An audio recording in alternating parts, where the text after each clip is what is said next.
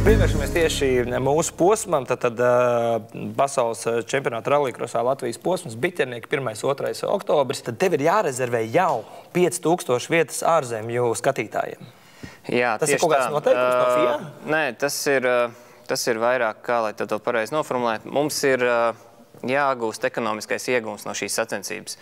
Un ekonomiskais iegūms valstī ir, ja atbrauc ārzemju apmeklētājs, paskatīties mūsu sacensību. Viņš šeit paliek pa nakti, viņš ielai degvielu, viņš aiziet paēst.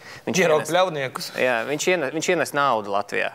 Un tāpēc mums ir svarīgi tieši ārzemju skatītājs, lai viņš atbrauc, lai viņš šeit ir, lai viņš uzturās, jo tas atsad šo te licences maksājumu, kuru mēs samaksājam kā ieies biļeti, lai ienāks šajā te pasaules čempionātā. Kā izskatīsies tā vide, tā infrastruktūra ap biķerniekiem, tur, kur automuzejs, tur, kur tā trasa, tur, kur tas viss, tur, kur tas meža ceļš, kur tas trolejbus brauc cauri, kā tas viss pārvērtīsies? Tu vari uzburt tagad gara acīm tādu ainu, kā tas iztīsies posma laikā? Zini, tas ir tieši tas, ko es šobrīd daru.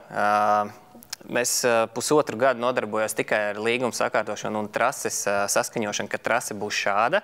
To es aizslēdzu šīs darbības pavisam nesen. Tas viss ir pabeigts. Un tad šī vīzija, ko tu saki, kā tur tas viss izskatīsies, tas ir tas, ko es daru šobrīd. Kur man ar saviem kolēģiem kopā mēs plānojam, pa kurien atbrauks skatītāji, pa kurien atbrauks dalībnieks, pa kurien kursēs trolejbus, pa kur mēs ēdināsim, kur būs tribīnes, kur būs viss.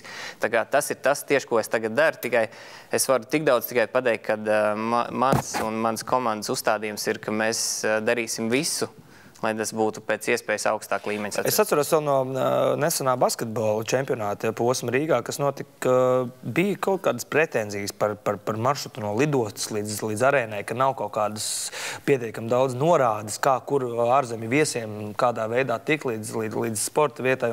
Tādi mazi, bet saimnieciski punktiņi, ja? Bet tev pieredzes pieņem ar Liepājas ralli. Liepājas rallijā ir no loģistikas jautājumiem vēl sarežģītāk, vēl grūtāk, jo tas viss notiek apmēram 100 km rādijusā. Tad šobrīd ir viena vieta, kur notiek pasākums, līdz ar to mums mazliet ir, varbūt pret to ralliju mazliet vieglāk, bet, protams, tas neatņem to, ka mums ir jādara viss šīs lietas, ko tu minēji.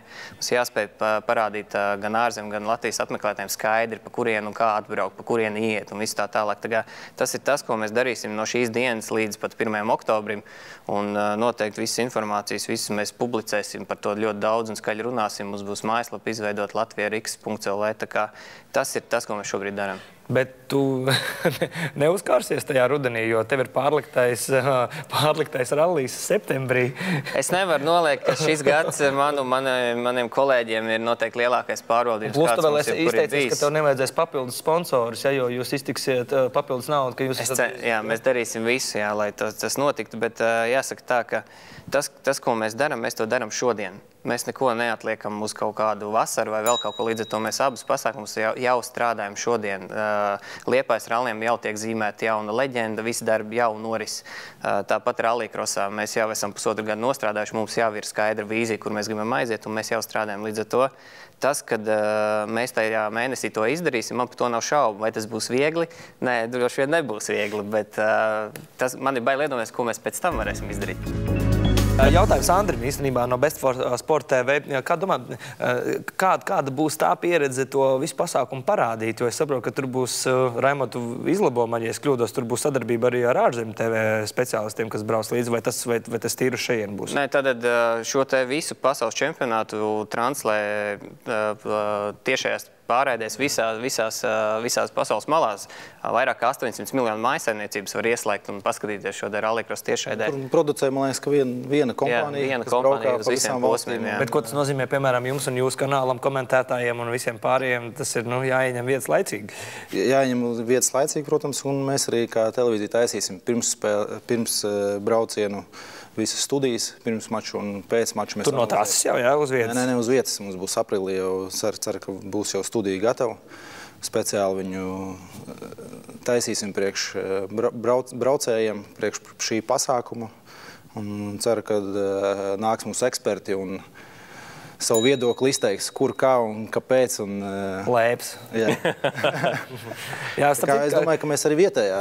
Kā ir īstenībā šīs elites zvaigznes? Viņas ir viegli sarunāt? Priekš viņiem šī būs province, noteikti eksotika vai ne? Nē, tā es negribētu teikt. bet viņi nav augstprātīgi? Nē, nebūtu nē. Un es domāju, ka tas, kas ir jāizdara mums, gan televīzijai, gan mums, tas ir viņu kalendārā jāieliek laicīgi. Mums jāpiesaka laicīgi, mums jāpasaka, mēs jūs gribēsim uzaicināt tur un aiziet ar jums tur. Tas, kas mums jāizdara, tas jāizdara laicīgi. Mēs nevaram tai dienā aiziet pēkšņi pie Loibas sestdienā 1. oktobrī un palūgt, Klau, mēs varētu tev. Bet mājas priekšrocības ir kaut kādas? Ja mums sanāks, tad es domāju, ka mēs uz vietas taisīsim studiju un kaut kādu telti, kur mēs aicināsim, lai nav tam braucējiem jābrauc kaut kur uz mūsu studiju, kas arī netālu atrodas no Biķerniekiem. Ja. Bet es ceru, ka mums sanāks ar organizatoriem sarunāt, ka uz vietas mēs varētu pastaigāt un informēt cilvēkus, kas tur notiek pirms un pēc. Un tas uz vietējo attiecās, bet uz, protams, izbraukumu, kas ārzemēs notiek, tad mēs studiju, protams, uz vietu būs ar vietējiem ekspertiem.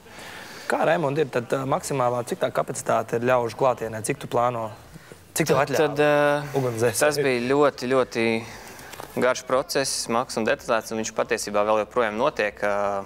Mēs biļetes sāksim tirgot 10. martā. Es šo jautājumu saņemu jau vairākus mēnešus un ļoti intensīvi. Tad šobrīd var pateikt, ka oficiāli biļešu tirdzniecība uzsāksies 10. martā biļešu servisa kasēs.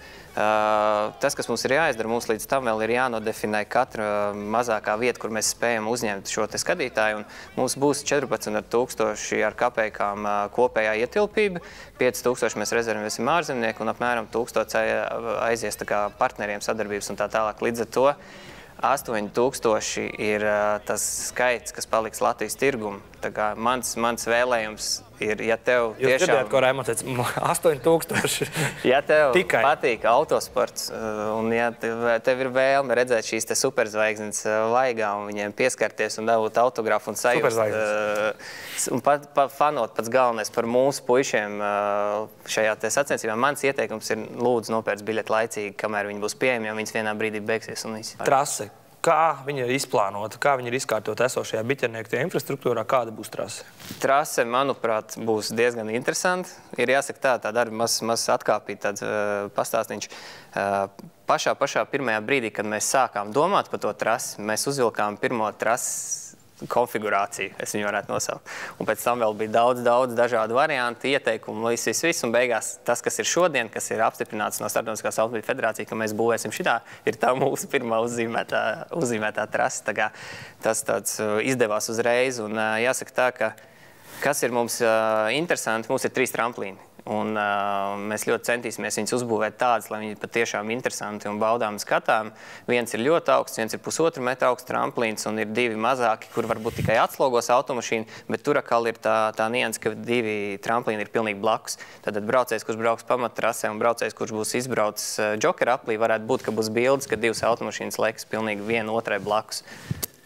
Un vēl salīdzinot ar citiem posmiem, ar citām pasaules vietām, kas būs tāds īpašs, kas Rīgu padarīs par unikālu? Tu zini, pilnīgi noteikti pats galvenais, ka trase ir pilsētā, ka tu vari atbraukt ar trolejbusu, ka tev 15 minūšu brauciena attālumā ir labas viesnīcas, ir labi restorāni, labas izklaides iespējas. Un mēs esam izbraukuši ļoti daudz posmus un tādu ļoti, ļoti maz, lai neteiktu vairāk. Reini, tev būs iespēja atvērt par citiem trasi iemēģināt un saprast visus stūrīšus? Par to, manuprāt, ka Raimonds var paturpināt. Es dzirdēju pausu galam, ka būs tā kā tests sacensības tajā pašā trasē, un ja man būs tā iespēja, tad es noteikti viņās piedalīšos un redzēs. Bet es ceru, ka ar Raimīti kaut ko es stūri sarunāšu, ka varu izgāzt. Mums ir tā doma uztaisīt jūlija vidū, līdz ko būs trase gatava, uztaisīt mazu testa sacensību, lai trenētu personālu, kurš pēc tam strādās pašā pasaules čempionāta posmā. Tāda maza sacensība 23. un 24. jūlijā mums ir plānā, bet tā būs burtiski treniņa sacensība, lai gatavotos lielai sacensībai. Bet vietējiem tā mājas braucējiem ir priekšrocības attiecībā uz trases iemēģināšanu tradicionāli, vai ne? Tu zini, es domāju, ka tas nav tik izteikti, jo, lai vai kā, šī līmeņa braucēji, viņi spēja aizbraukt uz jebkuru vietu pasaulē, izstaigāt trasi 2 reizes ar kājām, vienreiz izbraukt automašīnu, otrajā reizē jau izbraukt tuvu maksimālajiem iespējamam ātrumam. Tā kā viņi ļoti ātri spēja adaptēties ar šiem notikumiem, trases specifiku, vispārējo.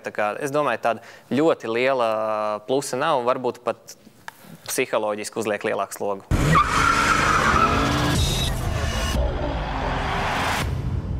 Pasaules čempionāta tiešraides rallija krosā kanālā Best for Sport TV ekskluzīvi Telekom televīzijā.